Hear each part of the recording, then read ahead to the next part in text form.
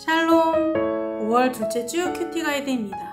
이번 주 우리가 묵상할 말씀 본문은 창세기 4장 25절에서 8장 22절까지의 말씀입니다. 하나님이 우리에게 주시는 말씀을 깊이 묵상하며 말씀의 은혜를 누리는 한 주가 되길 소망합니다.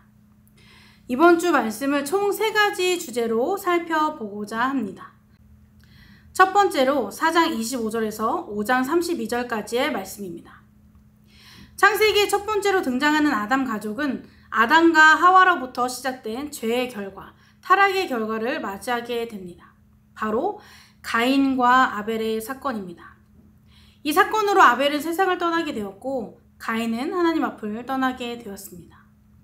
큰 시련을 겪은 이들에게 하나님은 한 번 더 은혜를 베풀어 주십니다. 이 은혜는 그들의 가정에 새로운 자녀를 허락하신 것입니다. 그리고 그 자녀는 4장 25절에 등장하는 셋입니다. 이 셋의 등장에는 2가지 의미가 있습니다.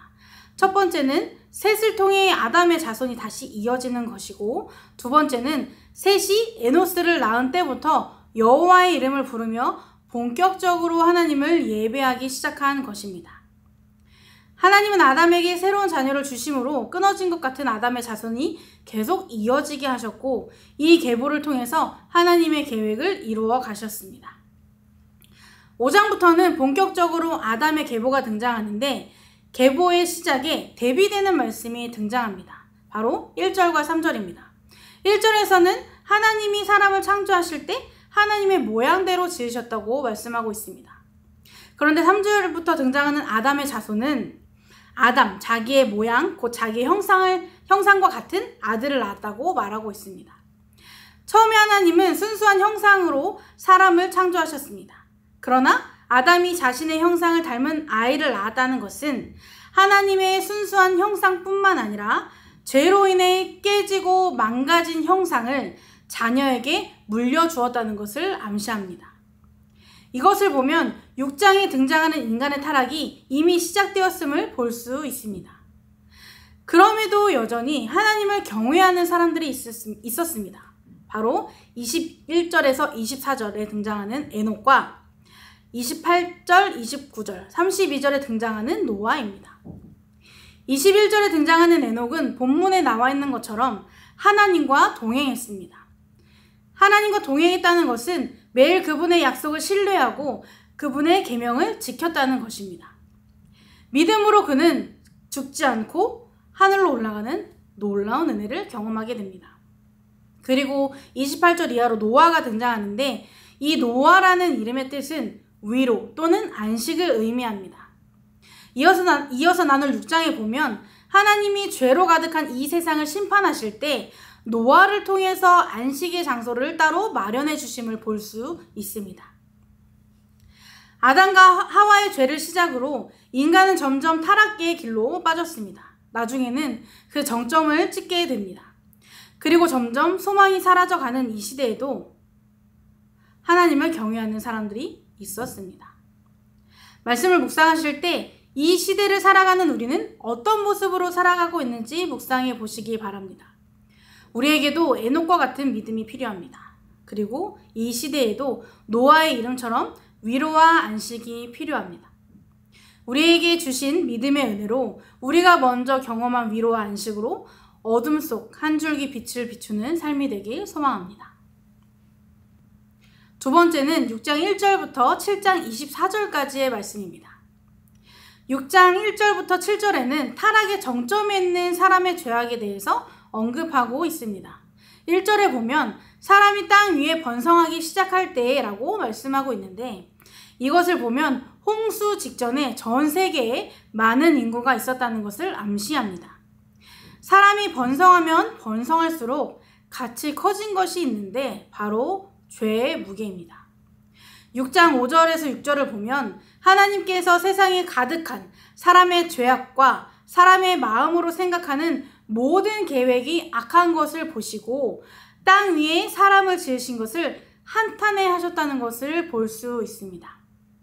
처음 사람을 지으셨을 땐 보시기 심히 좋았다고 말씀하셨는데 지금은 그 반대가 된 것입니다. 그만큼 사람들의 죄가 심각했다는 것을 알 수 있습니다. 그래서 하나님은 결단을 하십니다. 바로 7절에 나오는 말씀입니다. 하나님은 사랑으로 창조하신 사람을 지면에서 쓸어버리겠다고 말씀하십니다. 온 세상을 향한 하나님의 심판이 시작된 것입니다. 더 이상 이들의 죄악을 볼 수도 참을 수도 없었던 하나님은 그들을 심판하기로 결단하시면서 동시에 의인을 위한 구원의 길도 마련해 주셨습니다. 6장 8절에 보면 노아는 여호와께 은혜를 입었더라 라고 말씀하고 있습니다. 그리고 9절에 노아가 어떤 사람인지 설명하고 있습니다. 노아는 의인이요 당대의 완전한 자라. 그는 하나님과 동행하였으며. 의롭다 함은 그의 법적 칭의 상태를 의미하며 완전하다 함은 하나님께 전심으로 헌신하거나 성화됨을 의미합니다. 노아는 자신의 의의가 아니라 하나님의 은혜로 구원받은 사람입니다. 그리고 노아도 에녹처럼 하나님과 동행했습니다. 하나님은 이런 노아에게 심판을 피할 길을 주십니다. 바로 방주를 만들게 하신 것입니다. 하나님은 어떻게 방주를 만들어야 하는지 하나하나 알려주시면서 그가 피할 곳을 마련해 주셨습니다. 그리고 노아는 하나님이 주신 말씀 그대로 준행하여 방주를 만들었습니다. 방주를 만든 후 노아의 가족들과 동물 암수 한 쌍씩 방주에 다 타자 하나님은 방주의 문을 닫으시고 홍수로 이 땅을 심판하셨습니다. 7장 11절 이하로 홍수에 대해 기록하고 있는데 40일 주야로 비가 쏟아지면서 19절에 천하의 높은 산까지 다 잠겼다고 말씀하고 있습니다. 결국 이 홍수로 하나님께서 말씀하신 것처럼 땅 위에 움직이는 모든 생물이 다 죽었습니다. 그러나 노아와 그의 가족 그리고 방주에 타고 있던 동물들은 하나님의 은혜로 살아남았습니다. 지금 우리가 살고 있는 이 세상은 하나님이 보시기에 어떨까요? 그리고 그 세상 속에 살고 있는 우리의 삶은 하나님이 보시기에 어떨까요? 말씀을 묵상하시면서 노아처럼 하나님과 동행하고 있는지 적절한 타협으로 세상에 발을 더 내밀고 있는지 묵상해 보시기 바랍니다. 하나님은 이 세상을 반드시 심판하실 것입니다. 그리고 그 심판 속에서 하나님을 경외하는 백성들을 반드시 구원하실 것입니다. 묵상을 통해 다시 한번 믿음의 결단으로 나아가는 시간이 되길 바랍니다. 당대 의인이었던 노아에게 임한 그 은혜가 우리 삶에도 동일하게 역사하기를 소망합니다. 마지막으로 8장 말씀입니다. 홍수로 물이 온 세상에 가득할 때 하나님은 노아를 기억하셨습니다. 8장 1절에 나와 있는데 하나님이 노아를 기억하시다. 이것은 소멸된 기억의 회복이 아니라 언약의 약속에 따라 신실한 사랑으로 행동하시는 하나님을 의미합니다. 그들을 기억하신 하나님은 이들을 위해 땅 위에 바람을 일으키셔서 물이 줄어들게 하셨습니다. 점점 물이 줄어들자 방주가 아라랏산에 머물게 되었고 산 봉우리도 점점 보이기 시작했습니다. 노아는 까마귀와 비둘기를 내보내며 땅의 물이 얼마나 줄었는지를 확인했고 마지막으로 보냈던 비둘기가 돌아오지 않는 것을 보고 땅의 물이 말랐다는 것을 알게 되었습니다. 이때가 홍수가 시작된 지 1년 열흘 만이었습니다. 노아는 비둘기를 통해서 또 방주의 뚜껑을 열어보고 땅이 다 말랐음을 알았습니다. 그러나 바로 방주에서 나오지 않았습니다. 스스로의 판단으로 섣불리 행동하지 않고 하나님의 말씀을 기다린 것입니다. 여기서도 하나님 앞에 겸손한 그의 마음을 볼 수 있습니다. 하나님은 노아에게 말씀하셔서 노아와 그의 가족들, 그 안에 있던 모든 짐승들을 방주 밖으로 나가게 하셨습니다. 그리고 방주 밖으로 나온 노아는 가장 먼저 하나님께 제단을 쌓았습니다.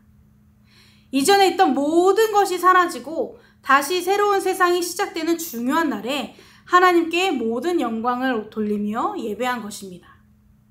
그리고 이때에는 번제로 드릴 만한 동물이 많지 않았습니다. 왜냐하면 방주에 타고 있던 동물들 외에 다 사라졌기 때문입니다. 그런 부족한 상황 속에서도 노아는 하나님을 예배하는 것을 주저하지 않았고 그 중에서 가장 정결한 것으로 하나님께 드렸습니다. 이런 노아의 믿음과 정성이 담긴 제사를 받으시고 21절에 하나님은 다시는 사람으로 이 땅을 저주하지 않을 것이라 다짐하셨습니다. 이것은 노아의 번제로 다시는 홍수를 보내지 않겠다는 하나님의 약속을 얻은 것처럼 우리는 그리스도의 희생으로 하나님의 백성을 진노로 벌하지 않겠다는 하나님의 약속을 얻은 것이기도 합니다. 그리고 22절에 하나님께서 땅이 있는 동안에는 예측 가능한 연간 계절과 낮과 밤의 리듬이 계속될 것을 약속하십니다. 하나님은 온 세상이 물로 뒤덮였을 때 방주 말고는 의지할 곳 없는 노아를 기억하셨습니다. 하나님은 그가 방주에 타기 전 생명을 지켜주시겠다고 언약하신 것을 잊지 않으셨고 그가 방주에서 안전하게 나올 때까지 살피셨습니다. 그런 하나님은 우리와의 언약도 반드시 지키시는 분입니다. 잊지 않으시고 버리지 않으시고 우리를 살피시는 분입니다. 노아는 그 은혜에 감사하며 방주에서 나오자마자 하나님을 예배했습니다. 그리고 하나님은 그를 통해 새로운 세상을 만들어 가셨습니다. 말씀을 묵상하실 때 고난 중에 있는 우리를 기억하시고 살피시는 은혜의 하나님을 묵상해 보시기 바랍니다. 하나님은 막막해 보이는 상황 속에서도 우리를 잊지 않으시고 다시 회복시키시는 분입니다. 우리는 그 은혜 앞에 감사로 예배해야 합니다. 죄로 가득한 우리 삶을 놀라운 구원의 은혜로 회복해 하신 하나님께 감사하며 또 하나님의 자녀로서 그리스도의 의를 입은 믿음의 백성으로서 어떻게 예배하고 있는지 묵상해 보시기 바랍니다. 한 주간 삶 속에서 하나님이 인정하신 당대 의인이었던 노아처럼 하나님과 동행함으로 큰 은혜를 받은 에녹처럼 겸손히 믿음의 걸음으로 나아가는 한 주가 되길 소망합니다.